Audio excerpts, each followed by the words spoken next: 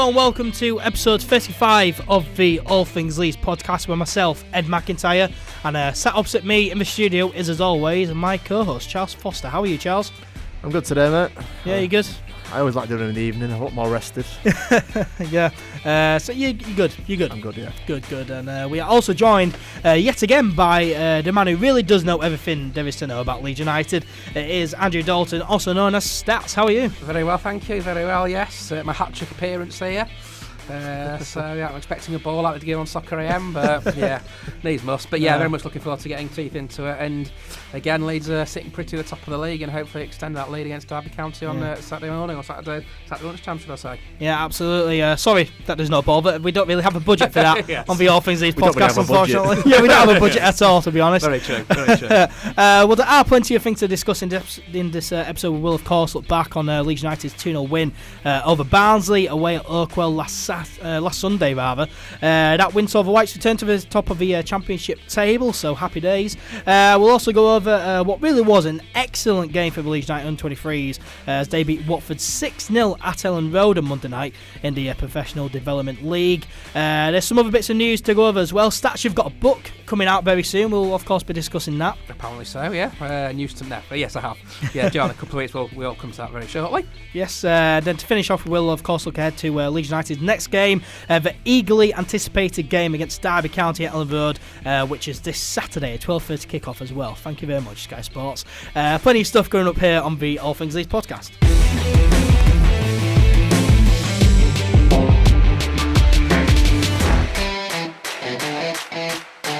Well, more formal welcome to our guest in the studio, Stats.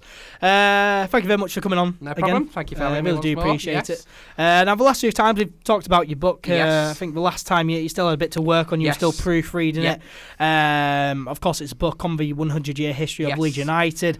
Now the book's finished. It's done, isn't it? It's all printed and ready to hit the shelves. It's all ready. The publishers have done it. It's all been printed. It's been sent to the club.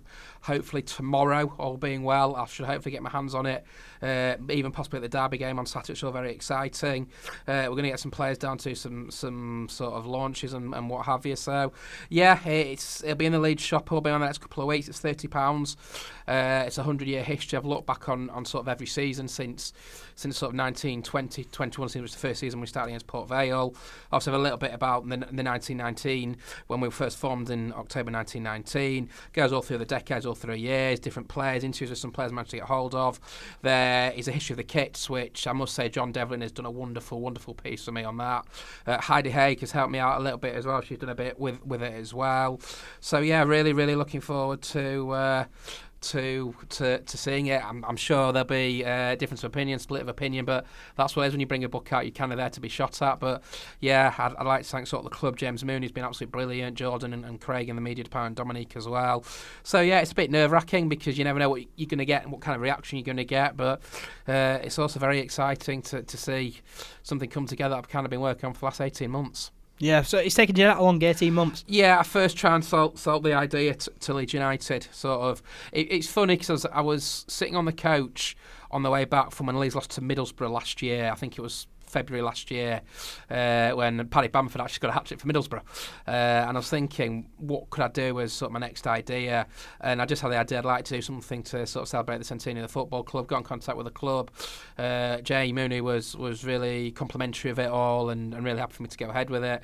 And from there on in, I had meetings with the publishers on what ideas I'd like to do and met with the publishers, Steve Cannon from DB Publishing, and it just kind of went from there. And yeah, I know there's other books out there and it's all good to have sort of healthy competition, but yeah, very much looking forward to it actually hitting the shelves in the next couple of weeks or so. Yeah, brilliant. You've worked very hard on it. And what's it like? You've of course seen a few copies of it. You've posted a few pictures of the actual book on social media. Yes. What's it like for you to see the final copy, see it all printed out, and see the final product with your name on there? I think so. It's a little sort of it's mixed emotions of pride to see something that you never think you'll see. Look, a load of people have written books on Leeds United, and every book that's been written has been absolutely fantastic. Every author should feel really proud that they've done it. A lot of pride to see from when you start off doing a book, think what it looks like as a finished product. A lot of excitement, a lot of nerves. because it's obviously something that's close to my heart, and especially with Leeds United. But yeah, just looking forward to it all, and it's very exciting to see people pick up your book, and I'm looking forward to seeing what the reaction is. Yes, I'm sure there will be some negative criticism, because that's what it is. That's in the day and age, you're not going to please every football fan out there and what have you. But yeah, it's a real sense of pride, and when you're having your down days in life and you just pick up thinking, hang on a second, I did that. And it's something to really look back on, and it's something that it's my third book that I've worked on. The first one on my own, I did the first one, the Leeds United Top 100 with John Howe, who's superb author, John. I couldn't think of a bad word to say with John. Then I did the Leeds United 1980s book with Heidi, again, brilliant Heidi to work with. And then I've done this one kind of on my own, off my own back. So a mixture of a range of emotions, but yeah, I'm just looking forward to hitting the shelves, and certainly, hopefully by the West Brom game, it'll be in the club shop for fans to buy. Yeah, and it'll be available in other bookshops as well. Yeah, all being well, we're looking at hopefully a situation for Waterstones, W.H. Smith, Philip Howard Books on Street Lane as well. So yeah, it's exciting, and I'm hoping it'll open a few doors for me and what have you. But yeah, really looking forward to it and just getting my name out there again. And it's great. I say, if anyone's got a thirst for journalism, I know you two here at the university, if you can get in that way, I think it's a wonderful way to sort of get your name out there and get recognised. Yeah. What is it like for you? Of course, you've released books before, but what is it like for you to see your name printed on like a proper book? Do you still get a kick out of it? Yeah, you do. You still see a thrill of it, and my books are still being sold in Waterstones and Smiths, and when people pick your book up, you think, hang on a second, that's my book. And you say, do you want to see, do you ask them to want it being signed or what have you? And people question it if I'm the author or what have you. And well, which is a little bit weird. But yeah, it's nice. And I'm looking forward to seeing what the reaction is. As I said, be some good, some bad, part and parcel of it. But yeah, it's a sense of pride and a real sense of achievement. And some of the comments I was getting on social media through different mediums, through Twitter and through Facebook, was really nice, positive comments. And I'm just looking forward to people getting the teeth into it. Look, Dan Chapman's done one. Great read, Dan Chapman, wonderful author for the Square Ball, absolutely fantastic. And Rob Endicott's done one with Andrew Varley, which is more of a pictorial look through the ages of 500 pages through pictures. So my kind of one is sort of statistical analysis through the archive, through the decades, and I've got some interviews with Kevin Blackwell, Dave Hockaday, which is interesting to read. Spoke to Jermaine Bettford, Tony Dorigo, Lee Chapman, so a range of things in there, and I'm really looking forward to hitting the shelves in the next couple of weeks. Yeah, brilliant. So yeah, out in a couple of weeks, £30, reasonable price. So make sure to keep an eye out on it, and make sure you go and buy it, and we'll get you on the podcast again. That's when it's finally released. Absolutely, and we'll be giving one away on social media, on Twitter, once I've got my hands on it all. So yeah, really looking forward for it to all come out, really. Brilliant. Let's move on then to Leeds United's last game. Of course, last Sunday, 2-0 win over Barnsley away at Oakwell. And Charles, it was a 2-0 win away from home, but it wasn't easy, was it? It was quite a good game to watch, in all fairness. Yeah, it was very, very open Yorkshire derby, first of the season, of course. Very enjoyable game for both sets of fans, I imagine. I can't speak for the Barnsley fans, but I imagine they enjoyed their performance for the most part. I think it would have been good for the neutral as well. Yeah, the actual main event on Sky, that was at Huddersfield Wednesday. And Huddersfield Wednesday, the wrong Yorkshire derby that they put on it. Yeah, quite a dull game by all accounts. A couple of set pieces kind of sealed it for them. But yeah, this was a very entertaining game. A lot of chances. Leeds conceding more chances than they've done in previous games, but still creating as many as we usually do. I think that's more down to change of personnel in midfield. I think Shackleton gives us a bit more enterprise going forward, a bit more energy, but he kind of lacks the solidity and the game management that is kind of Forshaw's best feature. Yeah, of course, Forshaw was ruled out with a minor hip injury. Hopefully he is fine soon, but Jamie Shackleton did step in. He did all right, did Jamie Shackleton? Yeah, he was, particularly in the first half. I thought Shackleton was very impressive. I thought he faded a bit in the second half, but particularly in the first half he was a few decent through balls into Bamford, getting Bamford into good positions, which unfortunately he couldn't finish from. He did play well, did Bamford as well. Do you think we missed Forshaw? For his kind of shielding qualities, I think we do. I think him and Phillips they kind of swap roles. Really do restrict teams from creating anything other than the odd ball over the top and the odd kind of counter attack when we lose the ball high up the field. But this game the Barnsley presses really well, particularly Wilkes and Collie Woodrow were charging down the defence at every opportunity when we were trying to play out. and not giving as much time. And of course, if you've got less time on the ball, you're going to make mistakes. And Harrison lost the ball just outside the 18-yard box at one point, and that was the first chance which Casilla managed to palm away. Yeah. So they pressed us really well, and I think they were probably the most impressive team we've played so far, which I don't think a lot of Leeds fans were expecting. No, I don't think I was expecting. I was expecting Barnsley to come at us and press really high, because teams usually do that, especially at home. Yeah, when they were at home, yeah. Particularly against Leeds as well. It seems that teams do just try a lot harder against Leeds United, because it really is their cup final. Yeah, well, because it's Barnsley, they are a Yorkshire rival in the league, along with Wednesday. So they are going to try, and Huddersfield, they are going to try a lot harder than other teams, because the derby means a lot more. I would say I don't think it's an arrogant thing to say that the derby means a lot more to Barnsley than it does to Leeds. Yeah, I think the Wednesday one, that's a kind of an equal derby. Both sides really want to win that one, but I think Barnsley really want to kind of upset Leeds, particularly when they're struggling for points at the moment. But if they perform like that regularly, I think they'll be okay. Yeah, they perform well. Yeah, they look very, very impressive. Barnsley, of course, coming at us, and stats this season is very clear that we are a lot better away from home compared to at home. Do you think it is because teams do usually come at us a lot more? Away from home? It's an interesting one, the home from and away from. Look, we've not got off to greater starts at home. It's just that one league victory against Brentford at home. Obviously lost to Swansea and drew to Nottingham Forest. Away from home, there seems to be a lot less pressure on Leeds, and they've won the last 6 away in all competitions. Obviously the record is 8, set by Don Rivers in 63. So I think at Elland Road, teams are going to come and try and frustrate Leeds and try and put 10 men behind the ball. It's kind of what Swansea did. It's kind of what Nottingham Forest did, and then try and nick a goal on the counter-attack. And unfortunately kind of fell for that sucker punch against Swansea when Ratledge scored late on. Certainly away from home, there's not as much pressure on it. And my thoughts on the Barnsley game, I thought it was a professional performance. I thought for 80 minutes it kind of was a similar kind of story, that creating plenty of chances, some lovely football on the eye, and just not putting the ball away. Yeah, we mentioned it first, for the line-up, Forshaw out, Jamie Shackleton in. Tyler Roberts came on the bench. Good to see him back in the first team. Saw Tyler at Thorpe Arch a week ago, boarding the bus to get out to London to play in the reserves for Crystal Palace. He said he was raring to go.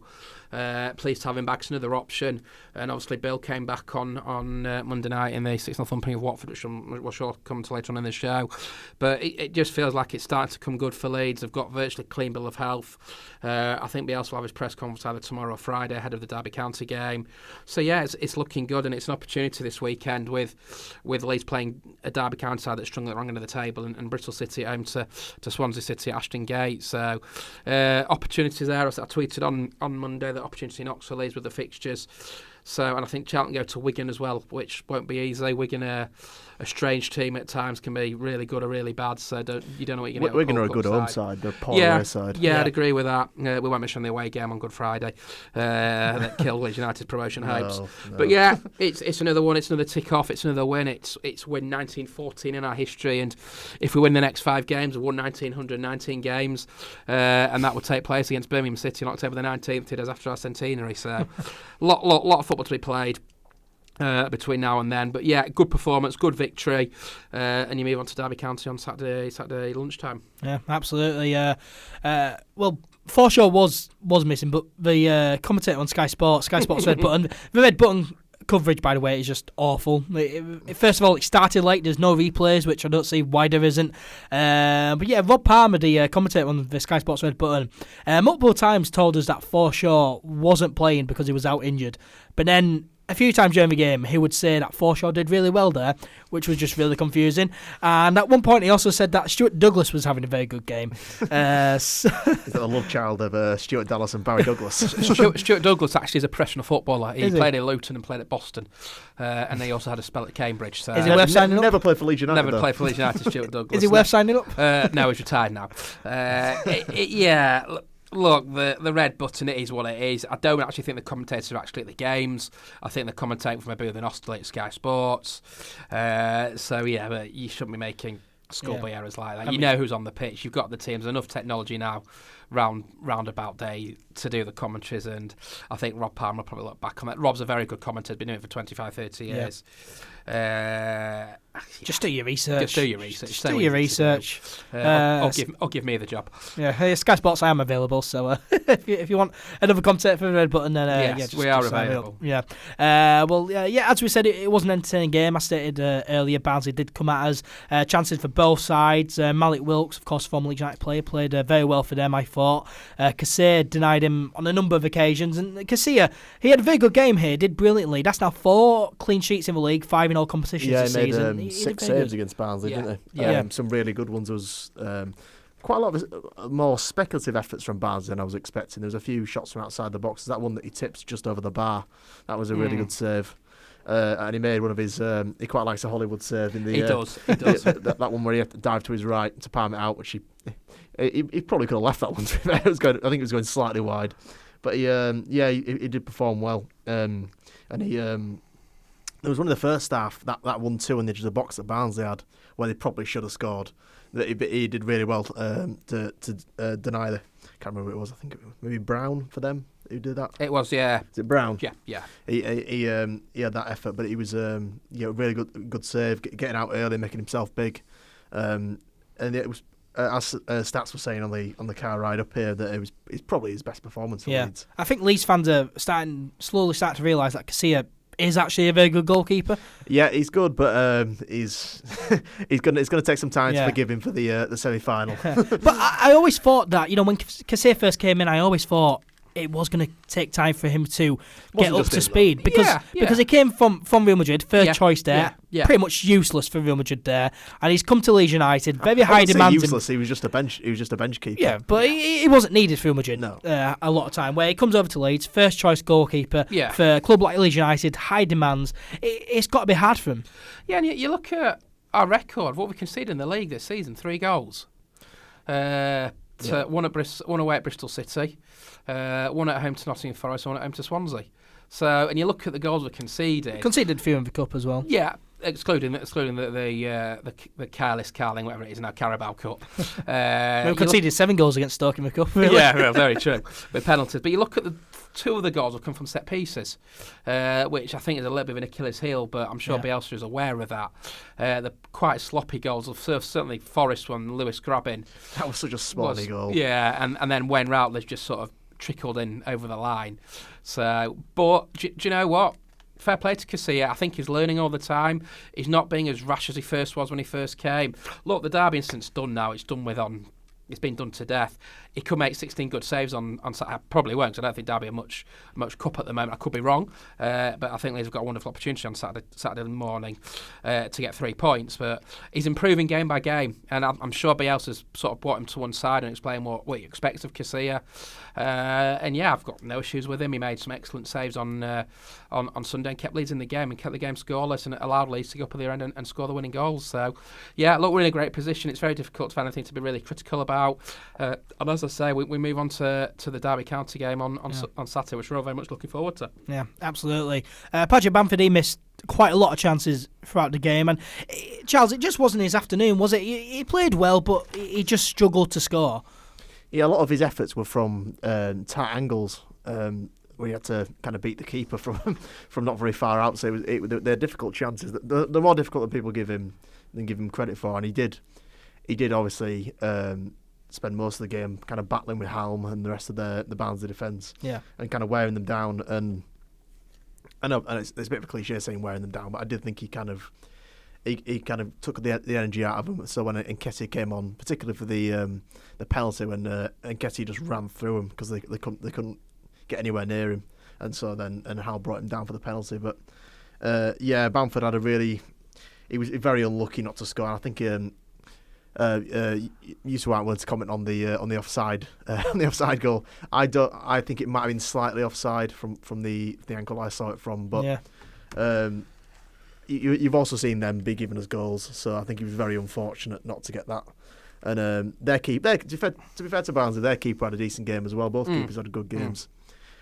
He was unfortunate. He was a little bit annoyed coming off, but it's probably just frustration. Yeah, I think he was frustrated that with his own game that he didn't score when he should have, really. I don't think he was frustrated that he was getting subbed off. I just think that he was frustrated that he didn't score, and you could see it because he was smacking the bench. Be interested to see his reaction to the NkGhTg goal on the bench. Yeah, but do you know what? I think he'd probably be. Honestly, I think he'd be pleased. I think he'd be very happy that the Leeds have scored. I'd like to think he wouldn't be as selfish. I mean, obviously strikers are a bit selfish inherently. But. It is interesting that Bamford did that though, coming off the same week that a clip of Bielsa came out, Spanish TV, Argentinian TV, where Bielsa pretty much said that he doesn't really like his players doing that. Do you know what? It's part and parcel of the game. If a player gets sub, they're frustrated because they want to, especially if you're a striker, you want to score the goals. Now, I've looked at Bamford's stats. It's 14 in 33 games, which is just over 1 in 2. So you can't complain at that. Yeah, he'll know himself. Look, he's creating chances, and he's just putting them away. And he's done all right so far for me this season. Scored some important goals away at Stoke, two away at Wigan, 1 away at Bristol City. So I've nothing against Patrick Bamford. I think it's a great option to have with both Bamford and with NkGhTg, and he's got some tough choices as Bielsa, because I think there will come a point where he will pick NkGhTg to start with, but I think it's also good to have that option on the bench and have that freshness about NkGhTg because he will score goals. We've seen him. We scored the winner or score the first goal on Sunday. Score the winner against Brentford. So, I've got no issue with Bamford. He's getting into the positions. I think he gets some very unfair criticism. I thought he actually played really well on Sunday. I thought he held the ball up superbly well. So, I have nothing against Bamford. Yeah. And look, we're top of the league. It's moaning for moaning's sake, in my opinion. It's good to have selection headaches as well. Really, really good. Jack Harrison, he missed a really good chance at the end of the first half, though. I don't know how he ended up missing this. Phillips' corner just goes right through to Jack Harrison at the far left post, and he shoots onto the post, onto the outside of the post. He didn't seem to catch it right with his shot. He seemed to catch it on the kind of the outside of his foot, and it kind of obviously went off the outside of the post. He probably should have done better with it, but it's a volley, and volleys are hard. And you've got to judge the flight. You've got to judge the how hard you want to hit it. Volleys are very difficult. I think, he did obviously put that chance on a plate for Pablo to put away, which Pablo did fire over the bar. So he didn't have a terrible half. He just wasn't. It wasn't really effective. We were in the first half. We were a lot more effective down the right hand side than we were down the left hand side, which needed to be addressed. And Bielsa addressed at half time, bringing Costa on. Yeah, of course, Stuart Douglas doing well on that right hand side. Yeah, Stuart Douglas doing well on that right hand side. Did he have a good ball with Adam Forshaw as well? Yeah, they were linking up really well. But they were. We were a lot more balanced, a lot more threatening down both sides. After half time. Yeah, of course, Jack Harrison went off for Helder Costa at half time, and Helder Costa did really well. He didn't really change the game massively, but he did a lot better than Jack Harrison, really, in all fairness. And that's just the truth. Helder Costa is better than Harrison. For me, Costa's done enough now to start ahead of Harrison. Would you not agree? Yeah, I would. I think he at the weekend against Derby, I think Costa will start. I know Bielsa does like to persist with people, and even in his post-match saying that Harrison and Bamford are offering a lot, and he doesn't really like to tinker with the winning formula. But I think it would just be more effective with Costa down that left or right hand side, whichever side we want to put him on. I think it'll probably be down the left. Yeah, of course we're not slating Jack Harrison. He is a very good player this season, but you need to start your better players, and right now Helder Costa is better than Jack Harrison. That's just a be all and end all of it. Yeah. Helder Costa's a better player than Jack Harrison. You need to start him. Yeah, it's not bashing Harrison, but I like Jack. I think he's improved immensely from when he first came this time last season. Yeah, absolutely. Last summer. In 2018, and I think his all-round game's improved. It looked really good against York in pre-season. He's looked good against Bristol City, didn't he, on the opening day of the season. So, look, it's just good to have the options. If you look back to last season, we probably didn't have the option to try and change a game off the bench. Now you've got two very, very good players in Costa and NkGhTg that can come on and change a game. Yeah. And for me, would I start Costa on Saturday? Yes, I would. I feel for Jack, but it's a squad game, and we've got a really busy period coming after the Derby game on Saturday. We go to Charlton on the following Saturday. West Bromwich, the big game, I haven't lost yet this season. And then we go down to the Lions Den and face Millwall before another international break. So you've got 4 big games coming up.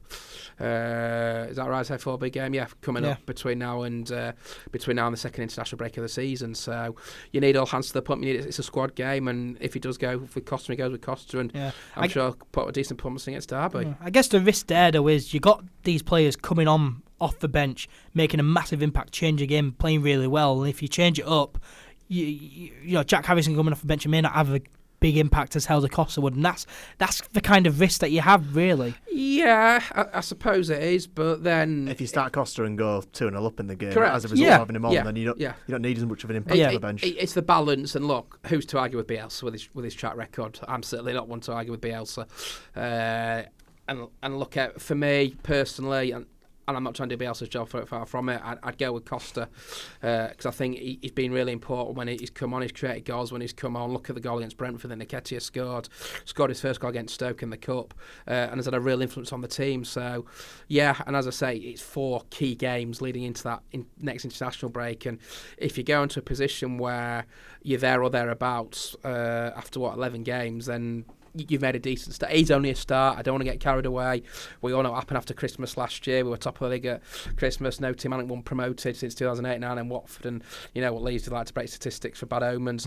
But it's just, for me, getting the points on the board now, and then it takes the pressure off when you do get into sort of the business end of the season, and the pressure isn't as much, because the pressure last season I think just got too much for Leeds. You look at the defeat against Brentford, you look at the defeat against Wigan when they should have gone on and won those games. Ipswich last day of the season. So it just gives Leeds an opportunity, starting with Derby on Saturday. 4 games coming up between now and that second international break.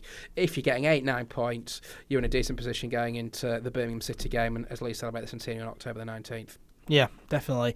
Of course, Helder Costa did set up Bamford 5 minutes into the second half for Bamford to score, but of course it was ruled offside. No one knows whether Costa was offside or not. There's not really any good angles on that. It looks slightly to me. Slightly. Yeah. But of course, Bamford he did go off on 70 minutes. Eddie NkGhTg coming on. NkGhTg greeted by very loud Eddie chants from Leeds United fans. He's a big fan favourite, Eddie NkGhTg already, which is great. But then Eddie NkGhTg he comes on and what he usually does, he comes on and just scores. And of course, 5 minutes to go in the game. Calvin Phillips free kick, fantastic delivery. Calvin Phillips, I mean, his set pieces have just gotten so good, and Calvin Phillips on Sunday had a really good game against Barnsley. Really good game. Yeah, he broke up play really well. There's obviously that clip that Leeds put on of him absolutely clattering Tiam. And Tiam, who has Tiam was like tree trunk thighs. But massive. Yeah, but yeah, he did. He was really good at breaking up play. He was. He had a no bigger compliment to say he had a Calvin Phillips performance, really, didn't he? Yeah, just did what he usually does. He breaks up play. Sprays the ball up to the forward players and broke most things up. Yeah, he did have a little bit of trouble with Wilkes' pace now and again, but I think that's always going to be the case when you've got someone as fast as Wilkes is. Yeah. With the defensive players, but I think he did play really well. Yeah, he had a very good game. And it was a really good delivery for the fantastic free kick. delivery. But and then, arguably from Barnes' perspective, NkGhTg should have been marked. Yeah, should have been. You do not leave the star striker of the opposition unmarked in your box on a set piece. No, not at all. But NkGhTg, of course, as always, he comes on, he scores, and he's there in the right place at the right time to put Leeds United 1-0 ahead, and it really did just win us the game, to be honest. I know that we did score another goal, but that goal, that Eddie NkGhTg took it goal, out of him, really. Yeah, it won us the game, really. Of course, we won a penalty shortly after. Great ball down the field from Dallas to split the defence, and NkGhTg just giving the referee a decision to make, which he took ages to make. Was it a penalty? It probably was. I've not seen it back more than once. Of course, Halm taking down NkGhTg. Yeah, I thought Halm against his former club was sort of bullied a little bit. Yeah. Probably next time I see him, because I live virtually next door to him. Yeah. Next, probably I'll have a quick word. But yeah, look, and the Polish superstar, who I must say did follow me on Twitter this week, thanks to Tejas. Nice plug. Took the penalty with some ease. And what a penalty this was for Mateusz Klich. But he's kicking the ball one way, looking in the other direction. Yeah, it was brilliant, and he was just so calm and composed. The calmest penalty you see. and he just rolls the ball into that. He shaped his body up to fire in the opposite corner, and then just tapped it the other one. Yeah, well, Brad Collins went to Mataush's Click's right hand side, but Click just rolled the ball in onto the left, and calm as you like, cool as a cucumber, and he scores and makes it 2-0. And he picks up the ball, and then the Barnsley player runs up to take it off, and the Barnsley player takes the ball and he shoves him. I've got to ask you both here: is he now a penalty taker for the rest of the season? For me, he is. 21 out of his last 21, isn't he? Yeah. For me, he is. And Daniel Chapman, of course, he's made a few video clips of certain players, but he made one of Mataush clicking all of his penalties. Yes. And his penalties are class. Do you know what I found interesting? You look at the Leeds penalty last night. I think it's meant to be mentioned.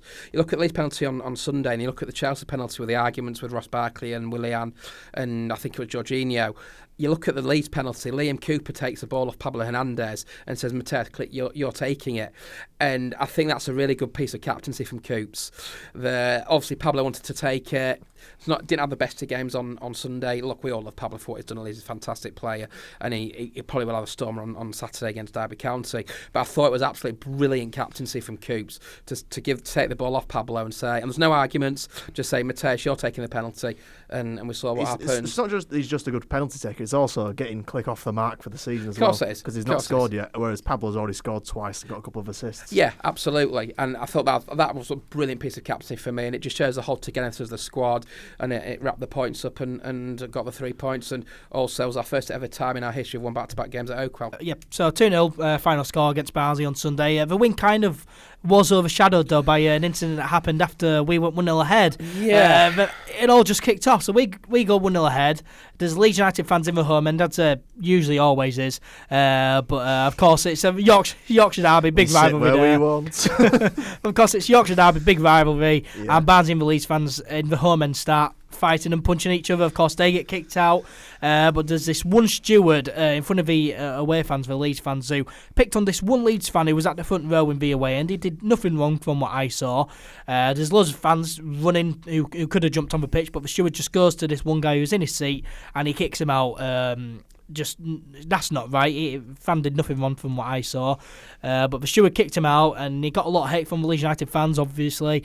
And then he goes and taunts the Leeds United fans, and then the other stewards, Leeds United stewards, go over to him, say you shouldn't be doing this, and try to calm him down. And the steward just kicked that steward out. And as he's going out, all the Leeds United fans start throwing stuff at him and shouting stuff at him, and it was just ugly scenes, really. And that Barnsley steward, you'd imagine, would be sacked by now. Yeah. But it's just not good to see, really. Look, I wasn't there on Sunday. I was covering the Leeds United ladies up at Chester Street and following the Leeds game, watching it as well, and following it through Twitter and what have you. And seeing images like that is horrible. It looks to me that the Leeds United fans have done absolutely nothing wrong. The stewarding company for Barnsley Football Club in my opinion, need to have a long look at themselves and the way they handle with football fans. Stewards are there to police the games, not to attack other supporters. Look, we know we're rowdy when we score. We all know that's the best feeling in football, is scoring goals. From what I've seen, it's very uncalled for. He was led away, especially to Phil Cresswell. Thumbs up Phil, who kind of diffused the situation. And I would second guess that guy will no longer be stewarding at football matches and probably down the job centre right now. And there's no need for it. There really isn't. The guy was enjoying his Sunday afternoon out at Barnsley. Leeds had scored. And it is what it is. Fans in the home end, it's a difficult one. I mean, if you're going to do it, don't celebrate when we score. Do it discreetly. Just sit there quietly and just watch the game. Definitely don't wear colours. No, I have sat in the home end years gone by. And it's very difficult, believe you me, because when you see your team score, you just get that instant feeling to sort of get up and celebrate. If you're going to sit in the home end at any football ground, when your team's playing away from home, don't celebrate. I know it's difficult, or don't go and watch it somewhere, because there's so many streams nowadays. Be sensible. Don't get drunk, because that's the way you're going to get chucked out. Look, it does incite crowd, because I sat in the... when Leeds played Hull City a few years ago at Elland Road under Warnock, a Hull City fan celebrated right in front of me and he got chucked out. And it's his own fault, because I've no sympathy, whatever club you support. If you go and sit in a home end and you start celebrating, you're on a handing to nothing, unfortunately. Because if you start celebrating in front of people's faces that are there, they're not going to like it. Yeah, and exactly. It is a little bit of pet hate. I know people that have sat in home ends that have just not said a word, and at the end of the day, they come out and they watch the game and Leeds have won. Just be careful. Just be sensible. Yeah, exactly. And it's not going to cite trouble. But that stewarding was very heavy-handed. I thought it was very uncalled for, and it'd be very interesting to see. I know they made statements, but nothing's been said about the stewards. Yeah, so we need an update on that.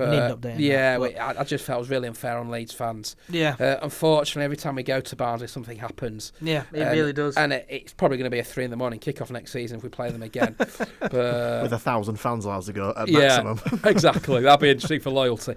But yeah, it just leaves a bitter taste because there's no need for it. Ugly scenes. Let the fans enjoy the moment. Let the fans enjoy the goal. Enjoy the victory and move on. But yeah, very unsavoury scenes on Sunday at Oakwell, unfortunately. Yeah, ugly scenes. But we try not to let that overshadow what really was a very good 2-0 win, away win at Oakwell over Barnsley. Of course, we're bouncing back from defeat, and that result and other results over the weekend. Charlton, of course, they lost 1-0 at home to Birmingham after Swansea dominating the game. Well, Swansea lost 1-0 at home to Forest after dominating the game, which is it's nice when it's not us for a change.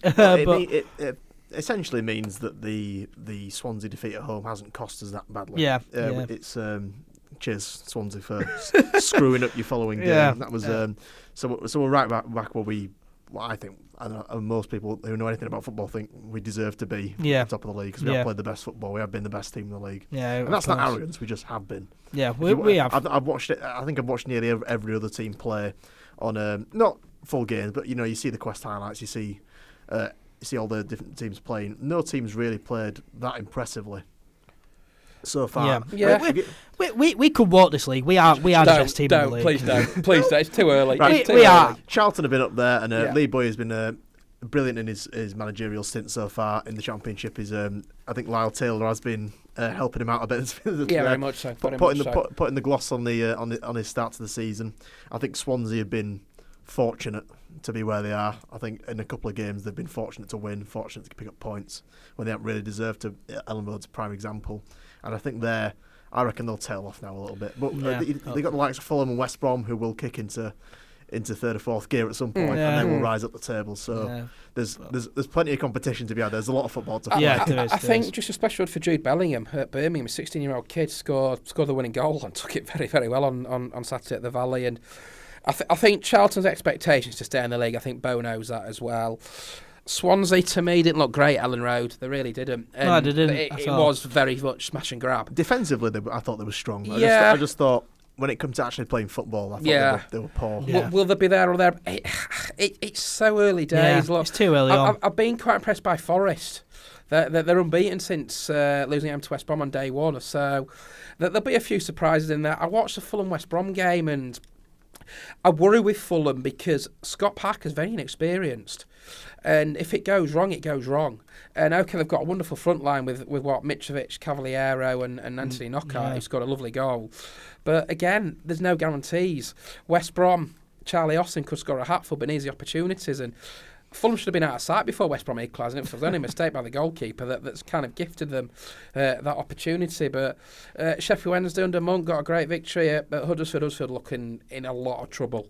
It's great to see. You love to see it. Oh yeah, you love to see it. It's awesome. I love it. Yeah. I think the Cowleys have got a massive job on there, but I think the league is very open this year. There's no Norwich in it that played brilliant football and deserve to go up as champions, and Sheffield United. There's no Norwich yet. No, Look, it's early days. We're 7 games in. For me, we're the best team in the league. I can see us walking it. We should do. Us and Fulham and West Brom are probably the ones up there. I never get into that trap because it can bite you on the arse. Look, I thought Leeds were the best footballing side last year, and unfortunately they turned off toward the back end of the season. I think the way I'd put it is they've got a wonderful opportunity this year to finally go up in the centenary year. Whether they do or not, the proof will be in the pudding come what may. It's my birthday on Saturday, May the 2nd, or Sunday, May the 2nd. I want to be celebrating with about 10 pints and promotion to the Premier League, and I'll be drunk somewhere in the middle. Please don't be responsible. Happy birthday in advance. Yes, thank you very much. We also play chat. It's a long time in advance. It's a long time in advance. I've had some relegations on my birthday, but we won't go there. I just think, having watched a lot of the football on Sky, on the Quest, and what having seen a lot of the highlights and read a lot of the comments, I feel the league is there to be shot at this season. I think if Leeds can get the consistency right and not have the silly defeats like they did back in the last season, and I think there's a different mentality with Leeds. You look at the Stoke performance, went there, lost last season. You look at the performances, Brentford at home, drew last season, won this season. You just look at the performances as a whole. Barnsley could have been a tricky game I know they weren't in it last season, but could have been a tricky game when they got the job done, 1-2-0. Wigan won 2-0 with sort of some ease. Just get that home form correct. They've started wonderfully away from home with Leeds with 4 straight victories in the league. Get the home form sorted. Start with Derby County on Saturday morning, Saturday lunch, whatever you want to call it, and then build up from there. They've got some tough games, as I said, coming up with Charlton away on a bit of a high and then on a crest of a wave. West Brom, look what they did against West Brom last season. They were 1-0 up in 17 seconds. I don't think West Brom are great at the moment. That was a brilliant goal from Hernandez. Under Slaven Bilic, not really clicked into gear.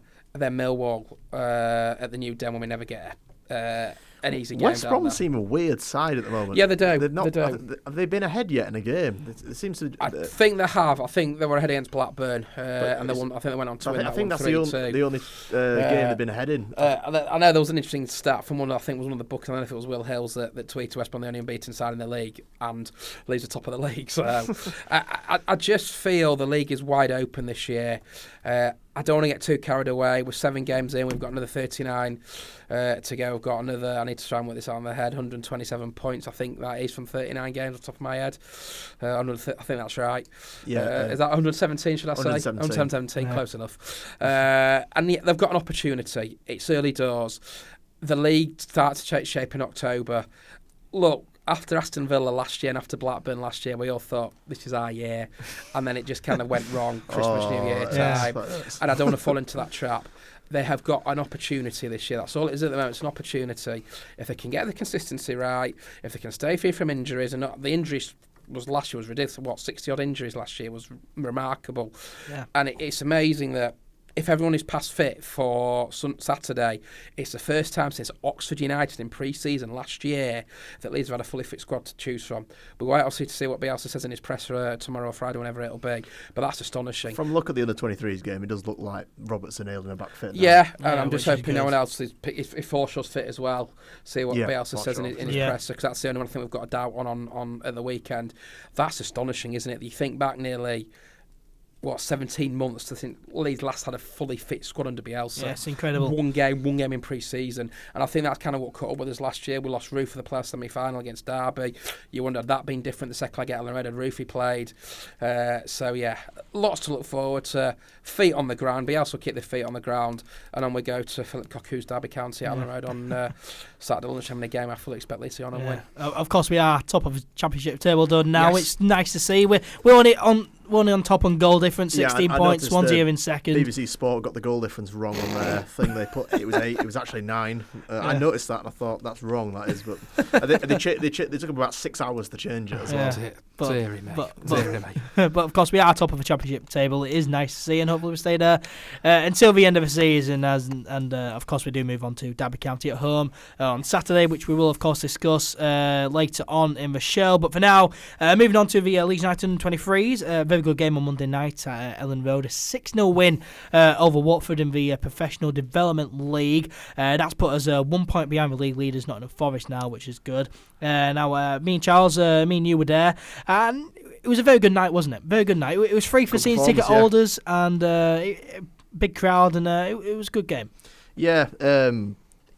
People, I mean, the Watford Twitter was having a bit of a pop at how many senior players we had, but the average age of the squad was 20 and a half years old. Yeah. And I thought the likes of Struijk and Leif Davis and Stuart McKinstry all played really well. And they're all youth players. I thought Gotts was phenomenal in the game. I thought he was pulling the strings all game. Made captain as well in the 23s. I said to you at the game, at the moment, I mean, obviously he's not had much of a chance. I think he's a more complete player than Shackleton at the moment. They're obviously the similar builds, similar types of player. They can both play kind of full back or defensive midfield. But I thought Gotts was superb. His cross for the NkGhTg second was fantastic, wasn't it? Yeah, absolutely. But he had a phenomenal game, and they're all youth players. Obviously, Robertson, Elland, they picked up goals and assists, and NkGhTg got a couple of goals as well. And they're all senior players, but Robertson's under 23 years old. That's amazing to think, isn't it? NkGhTg is under 23 years old. Exactly. Correct. Where's the problem? Unless you're Watford's Twitter social media guy, who didn't quite. I mean. Obviously, Berardi's 31, Barry Douglas 30, Luke 28. But that's what that is for. That's the whole point of the. So players coming back from injury, league. like so Elland and you Roberts. come back from injury, you come back from long-term injury, you're out of form, you're out of fitness, you build up, you're not going straight into the first team. Yeah, and whoever's behind that Watford account, well, hey ho. I mean, it was a nice read. I mean, yeah, we did play a very strong side. Many first team, regular first teamers were involved. As we said, Douglas Berardi, Elland, Roberts, who will come back from injury. Eddie NkGhTg, who was a surprise, really. I was wondering where Ryan Emerson was. Yeah, not sure after Ryan, because I thought he's kind of he was at the ground, apparently. He was watching it, yeah. But look, NkGhTg, we've already discussed him in great detail. Great to see Tyler back. I think that's another option we've not quite had. And I thought he did really well last season for us. I thought against Sheffield Wednesday in April was magnificent that day. I think he had a hand in the goal for Jack Harrison. But yeah, look, to beat a Premier League side as well. I know it's development league, but brilliant, and it all goes well for the whole feel-good factor of the football club as well. Yeah, absolutely. Carlos Corberán at the start of the season like a house on fire. They've got an opportunity to go and retain the title that they won last year. So, although what was funny, they never got a trophy for that. I've never seen a trophy that they lifted. So I'm sure they won the last game, didn't they, to win the we league. Won the league, and then we won the cup playoff against Birmingham. I've never seen Leeds lift a trophy for that, but hey ho. Yeah. But yeah, great to see Bill back. I think he's raring to go. Great to see Tyler back, and it all goes well to see what the squad is like for Derby County on Saturday. And it's exciting as well to see these kids. McKinstry, absolutely brilliant for a 16-year-old kid, winning 2 pens as well. Correct. Who's come from? He was better than Jack Clark for me. Yeah, he was coming from Scotland and coming to a new country, don't know anybody, fitted in so well, and we've got an eye for real raw talent at the moment at Elland Road. For me, he was better than Jack Clark as well, and I was just thinking throughout it, how on earth have we got £10 million for Jack Clark? And we've had Spurs his pants down, really. He's going back in January and then getting loaned out to another club. He just seems to have, it don't seem like he wants to be. He seems to. I don't want to make assumptions about what he might think and what he might say, but it seems to me that he considers himself a Tottenham Hotspur player that's been undervalued at Leeds. It's a weird one, isn't it? Because you look back at Clark and made his debut against Brentford in the 1-1 draw last season. How many good games has he had at Leeds? I'm not trying to sort of criticise him or what have you. Was it a panic buy by Tottenham from sort of seeing the Aston Villa game last season? Yeah, had a great game against Derby County as well in January. It's just eventually, I was surprised at the 10 million fee. Is he ready for Premier League football? No, in my opinion. Could he be recalled by Tottenham in January because he's not getting much to first team football? Probably. Every chance. Because when these Premier League sides send players out on loan, it's very likely they want to see first team football. I'm just surprised that Leeds went for the option to loan him back, but it's a tough one with Jack because he's not ready for Premier League football in my opinion. Does he need first team football? Yes. Is he at the right club in my opinion? Probably not, because I don't quite see where he fits in. And if Costa keeps performing like he does, and obviously then you've got McKinstry down there, and if he's ready in 6 months' time, where does that leave Jack Clark? Yeah, but he is there as an option, though, which he is. Which I guess is a positive. Yes, he is. Of course, we mentioned Watford's Twitter. That was very hilarious, and it was very nice to read through Luke afterwards. 100 appearances for the first team. Score at the back post. Get your stats right. Well, we'll read them all out here. Here, said over 100, which is true. You replied to that tweet. And I got about 100 likes on that, which I wasn't quite expecting, but the Twitter guy didn't hesitate to tell us that there was a lot of star players. So the first one, Eddie NkGhTg put us scored a few goals, and they tweeted England under-21 star Eddie NkGhTg scores his second goal. I think there's a contradiction that under-21s played for the under-23s. Yeah, carry on. And then they tweeted at half-time, Marcelo Bielsa is here to watch the Leeds United Watford under-23s game. Tweeted a picture of Bielsa. Then they put he'll be pretty happy with his side being 3-0 up, 2 of which have been scored by Eddie NkGhTg, who also scored yesterday against Barnsley in the Championship. And your point is? He's under 23 years old. We're well within our rights to play him. He's under 23. Absolutely, And then they put Luke Elland, just a brilliant tweet there. Luke Elland, who has played more than 100 times for the first team, converts at the far post with his left foot. His left foot that he's used about 4 times throughout his Leeds United career. Do you know what? I'm not...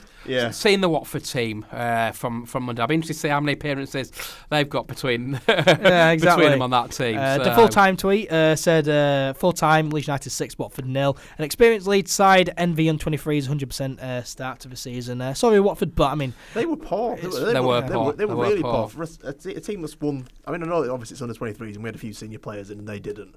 But even so, they were poor. Yeah, they were. But can I be what's put in front of you, and the way.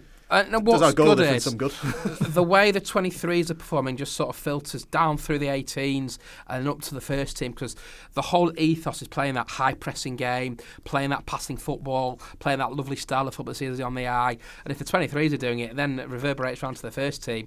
And it's just the whole ethos of the football club at the moment. Everyone's happy around the place, and training's a great place to be in, and Thorpe Arch is a wonderful place to be at the moment. Yeah, brilliant. Of course, a fantastic performance. Elland Meslier, of course, keeping a clean sheet in goal, and it was great to see him live and in person. He is massive. He is huge. Very tall, very skinny. He's like a spider. I mean, his arms literally go down below his knees. I have to say, his arms literally go down below his knees. And I reckon Meslier could probably do the head, shoulders, knees and toes dance without bending over. Probably, yeah. I have to say, when I was at Thorpe Arch covering the Leeds Ladies, it was the day that the 23s went down to Selhurst Park to play Crystal Palace.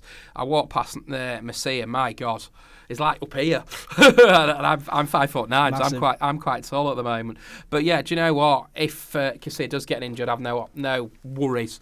He said a great penalty at Crystal Palace, gets done really well for a big tall guy. So yeah, and again, it's another option if he does get injured. He's a very good secondary keeper. Yes, he is. Yeah. And of course, we've got the opportunity to sign him permanently in the summer if we want. The only thing I will say, I would like to have seen him play against Stoke in the Cup. Yeah. Or played against Salford in the Cup to give him a run out. He'll probably play in the FA Cup against whoever we play when the draw's made in November, December time.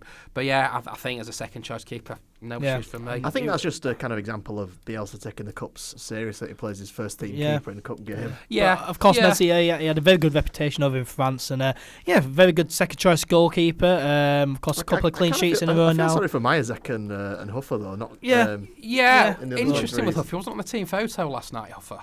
They were doing the behind the scenes on the Instagram feed. So yeah, I thought Huffer came in against Bristol City last season, kept a clean sheet, went on loan to Barnet. I remember when all hell broke loose when Huff had to come back because someone broke a finger, and it was Maziak that broke a finger because everyone thought one of the keepers, another one of the senior chose keepers had broken a finger. But we've got options. Maziak, I think, is a very good goalkeeper. Messi is a very good goalkeeper, and Casilla is the first team goalkeeper. And I think what it shows is that we have strength in depth. You look back to previous season and what's cost us down there. We haven't had that options to try and change games. Look under Monk, we just went kind of one-dimensional with Chris. Well, great season under Gary Monk. Just missed out the player, should have made the playoffs. But 30 goals in all competitions. It was very one-dimensional. Try and get the ball out to Taddy, try and get the balls out to Hernandez. Balls into the box, Chris Ward. Christensen didn't really have a style. Heckingbottom we won't talk about. Sorry, Paul, if you're listening. I'm sure you're not in Hibernian. You've got your own problems. And then we've now got a style under Bielsa that we can all appreciate. We've got those options coming off the bench, whether it be Nketiah, whether it be Costa, whether it be Shackleton, who I thought had a great game on Sunday in the Yorkshire Derby. So, and it feels like we finally got the strength in depth. Yeah, it really does. The goals were flying in on Monday night. Of course, 3-0 at half time, 6-0 full time. Goals from Pascal Struick, he made it 1-0. And Nketiah scored 2, robbed of a hat trick really, because if he had played for just a few seconds in the second half, he would have probably took the penalty and scored a hat trick. Admittedly not in senior level, but that's nice to see. But Eddie Nketiah just keeps on scoring. Tyler Roberts getting on the score sheet as well. Gotts and then Ayling as well, which is really nice. And good to see Ayling and Roberts back and playing and scoring. And 6-0 full time. It's a win. Great game. Great win. 1 point below the league leaders, Nottingham Forest, in the PDL North section. Happy days for even 23s. Yeah, and it all goes well for the future. That it does have that impact on the 18s, and it also gives players in the 18s the opportunity that can try and break through into the 23s. And there's players like Noah Kenny that's going to be there or thereabouts. With England, Charlie Cresswell played, I think, against Palace, was it, off the top of my head? Richard's son. So yeah, there's Mark Jackson's got a wonderful squad in the 18s. I talk to Mark sometimes through WhatsApp and what have you, and he's got a tremendous squad. And they've had a brilliant couple of years as well. And Edmondson was in that squad a couple of years ago, sort of built his way through. So yeah, and it does all go well for the future of the football club. And when players do move on or players sort of retire, when Hernandez does retire, there's options. I look at Mateus Bogus, who's sort of the next in line to Pablo's throne, so to speak. And I thought he had a fine game against Stoke. So yeah, Alpha McCalmont, another the one that's played this season. So the future is very, very bright. Yeah. Leeds I United. think the plan is to turn the academy into a Tier 1 though eventually. It is, yeah. To kind of, because you can't enter the Premier League section without a Tier 1 academy. That is correct, which I'm sure they're working on behind the scenes. So. Obviously, how do you qualify for that? I think it's you got to alter your facilities to a certain standard, and you've got to. I think it's produce a certain number of players for the eventually make it to the first team. That's correct. As well. Yeah, that's to make it Tier 1. Yeah, but that'll come with the amount of players that are progressing through the ranks. And I know I put a stat out back in January. I was actually on the way down to a ladies' game at Crewe, and we've only not used an academy product in 4 out of 4,000 something games. My phone just went ballistic. And the last time we didn't use an academy product in a match day squad was Accrington Stanley in a JPT game in 2009. Wow. And that just shows you the strength the academy has on Leeds United Football Club. Brilliant. It's the foundations of the club, really. It's been very heavily relied on over the years, and to great effect. Of course, in a lot of it, and you look at the reward with Calvin Phillips' new contract. Yeah. That is a player that's come through the academy, made his debut in 2015 against Wolves, scored on his third appearance second appearance against Cardiff City, and it has gone on to be a star, not only on the pitch, off the pitch, legend, hero. And I've got to mention his gran as well, who is very popular figure. Yeah. Wow, absolutely brilliant. I know Popey mentioned her on another show last week. Wow, the whole Phillips clan. Brilliant. And you just wonder who the next star is going to be coming up the Leeds United ranks. I think, and I was talking to Andy Hughes about, I think Hughes has got a job elsewhere now. I think it's Sheffield United. He mentioned Charlie Cresswell, sort of the next off the conveyor belt. I think Edmondson will get his opportunity. Alfie McCalmont, we've seen, looks a tidy player. Robbie Gotts will get a chance. 19 games unused, which is a record at the moment for Leeds. Thank you to Mark Bracher for that one on Sheridan Dictates. Do follow Nostalgia LUFC. Brilliant Twitter handle. So and it's just in very good hands at the moment. Yeah, it definitely is. Could we have a Tier 1 academy in the near future, really, as we could be improving our facilities? Leeds United, because news coming out today, we're recording this on a Wednesday, and news came out earlier on today regarding the proposed new Leeds United training ground. Earlier, Leeds City Council's executive board had accepted the recommendation to sell the Matthew Murray High School site to Leeds United so that we can build a new training ground. It's right next to the stadium, Elland Road. Another step forward for this project. It's a very good project, and a training ground close to the stadium is well needed, as Thorpe Arch is absolutely miles away.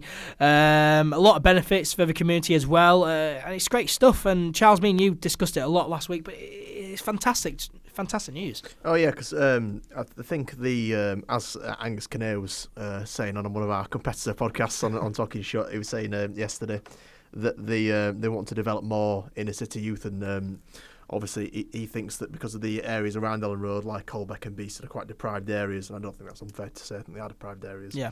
That we're missing out on youth in the inner city that can't afford to travel all the way out to near Wetherby, where it's miles away. It's miles away. I'm always having to fill up the car before I go out there, because it is a very long journey. There's that story about Fabian Delphin to take 3 buses to the to Thorpe Park. I think Calvin Phillips' mum had to worked very hard to drive him down to the ground. Yeah, she worked very hard to be able to afford petrol to take him up to Thorpe Arch every single day.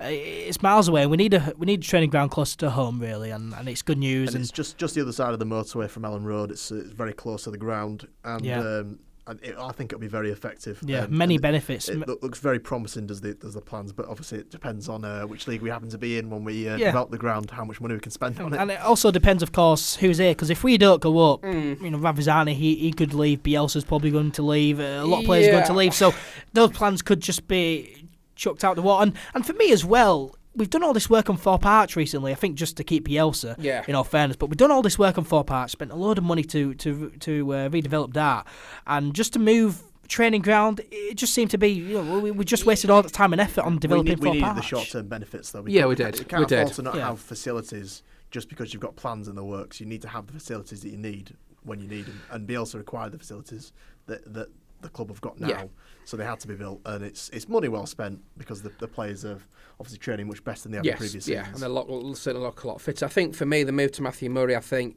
it's needed. I think because of the location of Thorpe Arch, it's hard to get to. Believe you me, I go every other weekend. It's not really any train stations near there either. The bus routes are quite poor, and it's difficult to get to. So it's on the outskirts of Wetherby, in the middle of nowhere. Yeah, I remember McDermott when he first joined. Brian McDermott as manager said all the players are going to live in Leeds to make it a lot easier to get to the training facility and get to the ground. I think a move to get the training ground nearer the city centre and nearer the football club itself, I think is a very positive move. I think it's a move to move the club further forward. I'll never forget the stories when Cellino was there and stopped all the wartime to bring packed lunches in, from speaking to Lucy Ward and what have you. It was just a very difficult time to be part of the football club. That's all moved on, thank God. So yeah, I think it's a positive step. I think even if we don't go up, I think the plans are in place for Leeds United to hopefully move into that sort of Matthew Murray squad. I don't know when they're looking to do it. I've not seen any dates of completion or anything like that. But I think for the here and now, Thorpe Arch is great facilities and what have you, and Bielsa's implemented the change, especially with the running track, which, believe you me, you don't want to go on that running track. It is hard work. Have you been on it? I have, and I nearly collapsed on it, but that's another story. Don't do it if you're not fit like me. Is that why you're not making the match day 18? Yes. I might make the match day 20, but not the 18. But yeah, for the future, I think it's a wonderful news, and long may it continue. Just more positive noises coming out of the football club. Yeah, very positive news, and it's good that we're planning ahead for the future and looking forward. It is very good, and training ground close to home, well needed, many benefits for the community and for Leeds United. It's fantastic. It really is fantastic. I think a lot of people forget, before we had Thorpe Arch and when I was growing up, they were training on Fullerton Park. Back in the day, back in the 60s, 70s, 80s and early 90s. They moved into Thorpe Arch, I think 96 off the top of my head, because it was Wilco's brainchild to move there, and obviously the academy came through there as well, and the likes of McPhail, Smith, Kuehl, Woodgate, the list goes on, of players that came through at Thorpe Arch in the academy. But I think you've got to have your training facilities nearer your ground, and it makes the players familiar with the city as well. Yeah. And then if they can train on Elland Road, I know Bielsa had them training on Elland Road, I think, a couple of times. It makes it a lot easier for them as well. So yeah, all goes well for the future, and it's another positive impact on the football club. Yeah, definitely. Well, in other news, Marcelo Bielsa has been spotted shopping in a Morrisons somewhere. We've seen plenty of pictures of Bielsa shopping in Morrisons before, but this one picture this week has just done all around. It's just gone everywhere for some reason. Which is really weird. Just a full picture of Bielsa just going down an aisle. It looks to be in the canned fish aisle, looking at tuna from what I saw. Controversial. Hate tuna personally, but if whatever gets him going. Yeah, what's your favourite fish? My favourite fish, probably mackerel. Quite like mackerel. Stats? I'm a big cod fan. I'm a big cod fan. I like tuna mayonnaise. It's really nice, and it's quite healthy for you. And what I've done a sandwich. I do like it on a jacket potato, I must admit. Yeah, I quite like chili tuna. cheese man. I'm not a big chili cheese fan, I must admit. But I quite like tuna. I feel sorry for Marcelo in a way, because everywhere he goes, he gets snapped. You can't miss it. Everyone 10 seconds it's on Twitter. So, but that's a day and age. 20 years ago, when people didn't have mobile phones and what have you, what were you doing with photos of George Graham and David O'Leary? But I wonder if Bielsa's seen that picture. He's probably thinking, I'm just doing my shopping Morrisons and someone's just took a picture. Do you think Bielsa knows what Twitter is? No, probably not. Probably not. If he does know what it is, I don't think he'd have any interest in it. No. He's a hero to all Leeds fans. What he's done for the football club, what he's done for the community. You see him with the kids as well. It's magical, isn't it? He carries sweets around just to give. Do you know what? I love it when he walks down into the entrance at Elland Road. He's got like lollipops in his pocket. And it's brilliant, and it's absolutely fantastic. And look, he's turned the whole club around, the whole ethos of the football club around, so on the community around as well. And I just hope it ends in success come what may next year. But bizarre why this one picture of Bielsa in Morrisons has done the rounds. A lot of people pointing out the fact that he was wearing a Leeds United tracksuit. He seems to always wear that Leeds United tracksuit. Though there was a picture on Leeds United. I don't think it's the same one. I think he just likes free gear. I mean, he'll fit in Yorkshire. He likes free stuff. Everyone likes free stuff around here. Yeah, but Leeds United did post a picture of Bielsa at the Under-23s game, and he wasn't wearing a Leeds United tracksuit. So I don't see what people's argument there is for that. He always wears all the time, though. Yeah, he does wear a lot of time. I spotted him in Leeds once, and he was wearing it. He just looks homeless, really, just Bielsa, to be honest. I think if you lived in Coston and Wetherby, 9 times out of 10 you probably see Bielsa in there. But look, he's not a man that's concerned with his appearance. No. He's far more concerned about beating Derby County on Saturday. About the next game, the next whatever. He's a very private person, and look, he's a hero. What he's done for me, and he's probably the best manager I've seen since Wilco.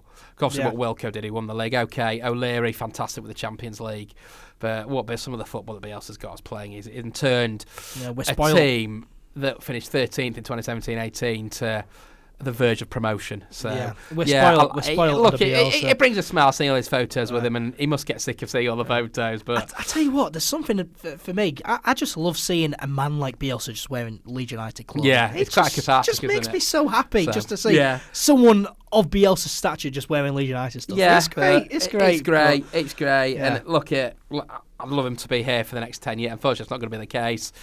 You wonder what the future would hold. A, if they didn't go up, or B, if they did go up. It's interesting, but it gives something to talk about. You'd like to think he'd give us another season if we're in the Premier League. I think get that magic 7 spot, Europa League qualifying spot like Wolves. Well, they're paying for it at the moment because they're really out of form, as shown by the 5-2 hiding the Chelsea game on Saturday. But look, it's great. We're all enjoying it with Bielsa. He's brilliant. He's a fantastic human being as well. And I just hope it does end up in joyous scenes in May next year. Yeah, I wonder what his shop was in Morrisons. I'm more of an Asda man myself, to be honest, but Bielsa shops in Morrisons. I'm more of an Asda man as well. I'm actually more of a co-op person because I've got a co-op under my co-op. I did see Apo Helm in there the other week. So quite like Sainsbury's. We've all got different views there. We have. Supermarkets. Moving on swiftly, we're left to supermarkets. Moving on to more serious stuff. Then we'll look ahead to Leeds United's next game, that eagerly anticipated game against what used to be Frank Lampard's Derby County, but now just is Derby County. Of course, Saturday, 12:30pm kickoff. Thank you very much, Sky Sports. Again. Speaking of Frank Lampard, by the way, do we see his incredible analysis of the Champions League? Yes, it's in 2 stages apparently. Yeah, Chelsea tweeted. Stage and knockout. Never Frank. Chelsea tweeted from his press conference earlier in the week ahead of their Champions League game. They tweeted, Lampard explains he sees the Champions League as 2 parts, the first being the group stage and the second being the knockout round after Christmas. For 10 years. Well, if they play like they did last night, they won't be in the second stage. They'll end up in the Europa League. So. Cheers, Ross Barkley. You absolute hero. Yes. You couldn't get in ahead of Michael Brown. Let's just add that. I mean, the only reply to that is just no shit, Sherlock. I mean, 2 stages. I didn't know, mate. I didn't know. And his thinking of the Champions League isn't really helping him either. Chelsea lost 1-0 at home to Valencia in the first. Do you know what? I don't even know who's in Chelsea's group. Who is in Chelsea's group? No idea. I've not taken interest. Zero interest in Chelsea. No idea. But it was demise into the Europa League. But it was finish 4th. But it was nice seeing them lose 1-0 at home to Valencia in the first Champions League group stage game at home. Very nice to see. But anyway, enough about Frank Lampard and Chelsea. Let's go on to Saturday's game. Leeds United, of course, taking on Derby County at Elland Road. And as I said earlier, it's an early kick-off, 12:30pm. Leeds United, of course, go into it on the back of that 2-0 win away at Barnsley last Sunday. We, of course, are top of the league and doing well. And hopefully, of course, we stay at the top of the league. Derby County, though, they're not doing so well, are they? Under manager Philip Koku. Just the 1 win for them, which came in their first game of the season, 2-1 win away at Huddersfield, which is always welcomed. Sinking ship that is Huddersfield Town. It's always welcome to win over Huddersfield. But since then, they've drawn 4 and lost 2 in the league, so not doing too great. They're currently 19th on 7 points, 3 places and just 2 points above the relegation zone. So surely it's a Leeds win, Charles. They're performing poorly at the moment. I think that they've had, obviously, Tom Lawrence is suspended for this game. He's got discipline problems, 5 yellow cards in 7 games is insane for a winger.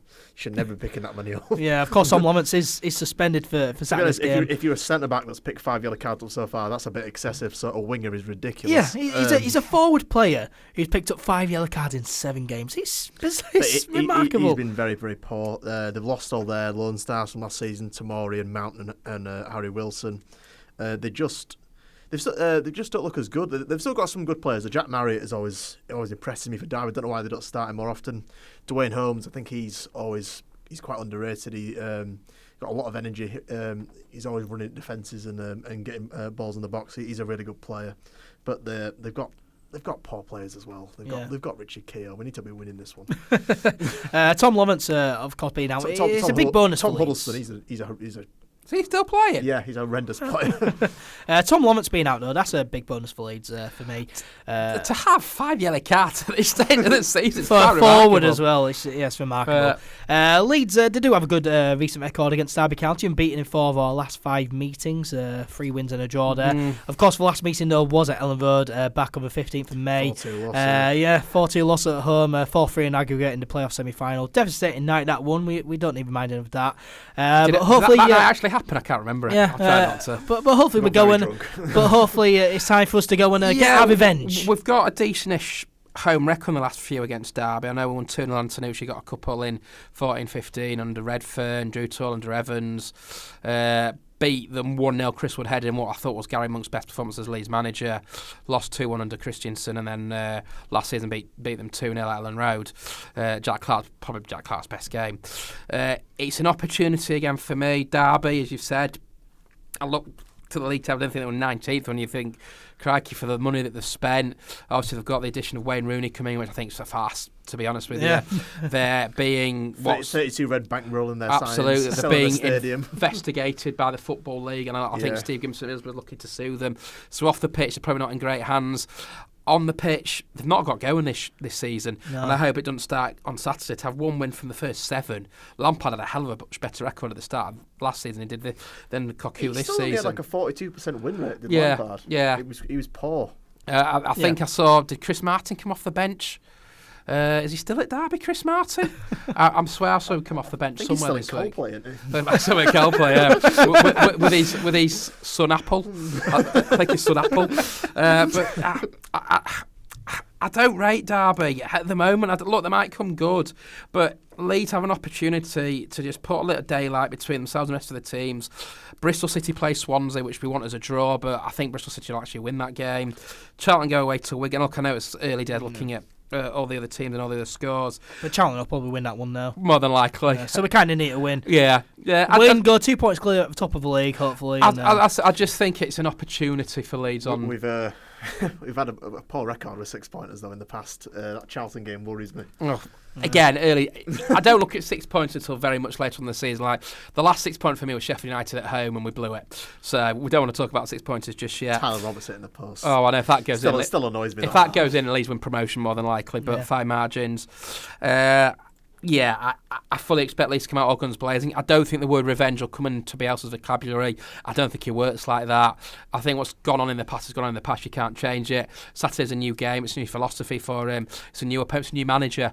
Cocu has a different way of trying to play games than Frank Lampard did. Surprised they've only won 1 game in the league, as I say, on the opening day of the season against Huddersfield. They didn't look great against Huddersfield, but I don't think you had to look great against Huddersfield to beat them this season so far. I do wish the Cali Brothers all the best. I think they've got a hell of a job on the John Smiths. Again, I just think Leeds can go into the game full of confidence and trying to get 3 points. Yeah, absolutely. Derby, what did they do last time out, Derby?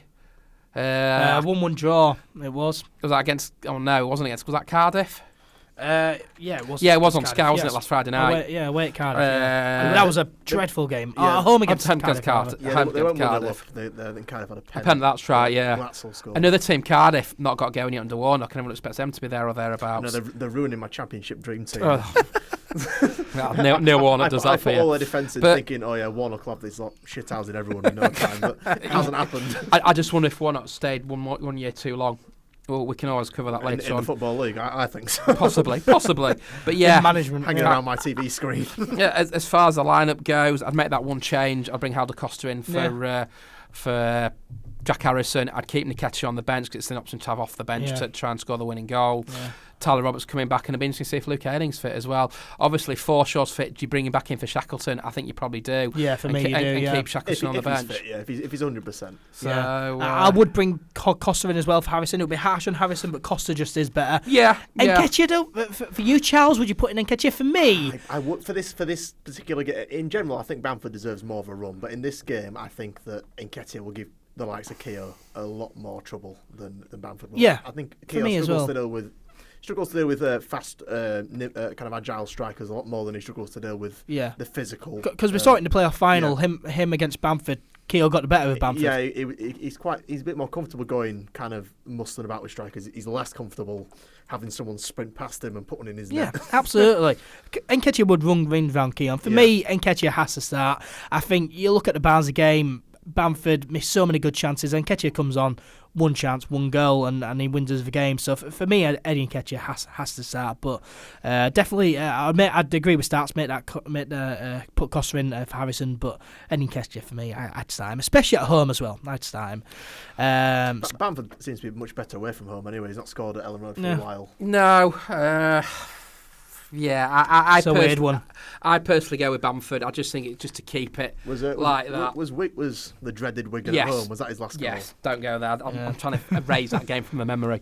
But yeah, personally, I'd go keep with Bamford, and then you have the NkGhTg option to bring him off the bench. I'm sure if it's not going well, Bielsa's not daft. He knows what to do. Yeah. He'll probably go and score the winning goal. But I fully expect Leeds to make it back-to-back victories on Saturday lunchtime. Yeah, hopefully. I think apart from those three changes, it'll be unchanged, of course, unless there's any injuries. Yeah. Score predictions then. Stats, you're going for a win. What are you going for? 3-0. 3-0. I'm confident. I think we'll have these as well. I'm just confident. 2-0. 2-0. I just think somewhere along the line, someone's going to take a tonking. But it's West Brom last season, 4-0. Wonderful performance. Probably one of the best games I've ever attended. I just feel that the victory at Barnes has given them a lot of confidence after the defeat against Swansea, and I think they'll create chances for fun. You get Richard Keogh. I know we all laugh and joke with Richard Keogh. He's a very good professional. You put NkGhTg or Bamford against him, I think he might struggle. So yeah, I think it's an opportunity to get an early goal. I don't think we've scored in the first half at Elland Road yet this season, off the top of my head. Certainly not in the league. Nottingham Forest was 1-1, second half goal from Hernandez. Brentford was a late goal from NkGhTg. Swansea lost and Stoke scored 2 goals in the second half. So not scored that first half goal yet. Not even in the cup as well. So yeah. So if we can get that early goal, I think we'll go on to win the match quite comfortably. Yeah. So you're going 3-0 Stats. Charles, you're going 2-0.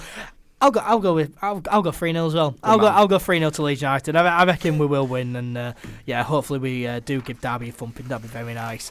But that does bring us to the end of episode 35 of the All Things Leeds podcast. Thank you very much as always to Charles for joining me. Thanks for having me, mate. And thank you very much to Stats as well. I've just had a text from my publishers. The books are arriving at Elland Road tomorrow, so touch wood they'll be in the shop. Get down and buy it if anyone's listening. Yes, please do. I will sign it. They should hopefully be in the shops either for the Derby County game or definitely for the West Brom game. Yeah. Is that in the start of October? Yeah, and we'll need to get you on the podcast again in a few weeks after your book's been released. To make my fourth appearance. Hopefully it's a winning one as well on Saturday lunchtime. Yeah, hopefully. But thank you very much for joining us. We really do appreciate it. And thank you to everyone as well who has listened or watched. We really do appreciate that as well. If you enjoyed them, why not subscribe or follow the podcast? Charles, they should definitely give us a 5-star rating on Apple Podcast, Absolutely, yeah. If you feel like it, please feel like it. Yes, don't leave us a bad review. Leave us a good review. 5-star review, that'd be nice. If you hated it, just don't leave a review. Just don't do anything. Share the podcast around as well. Help us out. Make sure to follow All Things Leeds on social media. We're on Facebook, Twitter, and Instagram. Search up All Things Leeds 1 on Twitter and Instagram. Search up All Things Leeds on Facebook. Keep up to date with everything that is happening. Subscribe to the YouTube channel as well if you have not already. Me and Charles will be back next week. But for now, take care and we'll see you later.